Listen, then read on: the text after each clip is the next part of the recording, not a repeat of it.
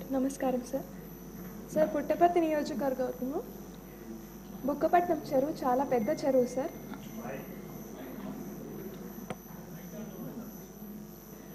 Sir దీని capacity వచ్చి 0.5 TMC sir and విస్తీర్ణం వచ్చేసి 2020 acres సార్. ఈ చెరువు పై భాగంలో అరౌండ్ 465.57 acres సార్.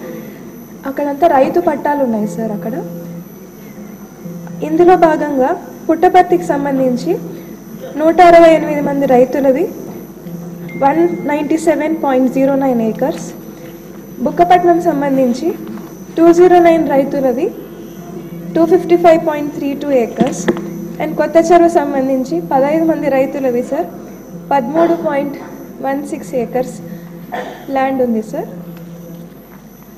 ఈ 3 మండలాలు కలిపి 392 రైతులు సార్. ఇదంతా కలిపితే వాళ్ళవి 465 ఎకరాలు సార్ భూమి. ఇవన్నీ హంద్రీనీవా ద్వారా నీళ్లు రావడం వల్ల ఇవన్నీ ముంపుకి గురయ్యాయి సార్. ఇవన్నీ యాక్చువల్లీ ఫర్టైల్ ల్యాండ్స్ సార్. ఇవన్నీ వీళ్ళు సంవత్సరానికి 2 సార్లు పంట పెట్టుకునేవారు సార్. ఇది మునిగిపోవడం వల్ల వీళ్ళకి ఉన్న ఓన్లీ జీవన ఉపాధి అంతా కూడా వెళ్ళిపోయింది సార్ వీళ్ళకి ఇప్పుడు.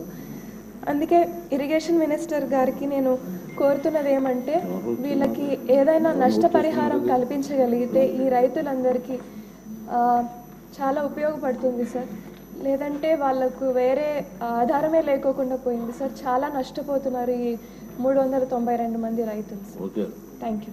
వెంకటేశ్వరయ్య గారు, కొవ్వూరు ఎమ్మెల్యే గారు.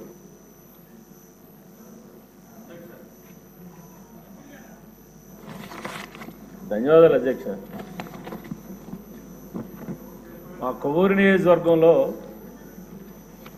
ప్రభుత్వ ఏరియా హాస్పిటల్ ఉంది అధ్యక్ష. అది పూర్తిగా కూడా మెట ప్రాంతానికి సంబంధించినటువంటిది ఉంది. ఇటు కొవ్వూరు నియోజకవర్గం కానీ, నిడదవోలు నియోజకవర్గం కానీ, గోపాలపురం నియోజకవర్గం కానీ, అదేవిధంగా పోలవరం నియోజకవర్గం ఏలూరు జిల్లాలో ఉన్నప్పటికి కూడా కొవ్వూరు కానీ ఇటు రాజమండ్రి కానీ వెళ్ళే అవకాశం ఉంటుంది అధ్యక్ష హాస్పిటల్కి వెళ్ళారంటే. దాంతో ఏరియా హాస్పిటల్లో గడిచినటువంటి 5 సంవత్సరాల కాలంలో కరోనాతోటి దాన్ని సెంటర్గా పెట్టిన పరిస్థితి ఉన్నప్పటికీ కూడా సరైనటువంటి సౌకర్యాలు లేక హాస్పిటల్కి వచ్చేటువంటి రోగులంతా కూడా చాలా ఇబ్బంది పడుతున్నటువంటి పరిస్థితిలో లోకల్గా ఉన్నటువంటి కొంతమంది పారిశ్రామికవేత్తలు హాస్పిటల్కి సంబంధించి కొన్ని రూమ్స్ కట్టించడం కానీ, అక్కడ కావాల్సినటువంటి ఇతర సౌకర్యాలు కానీ అన్నీ కూడా ఏర్పాటు చేస్తే కొంతవరకు వైద్య సదుపాయం అక్కడ అందించడం జరిగింది అధ్యక్ష.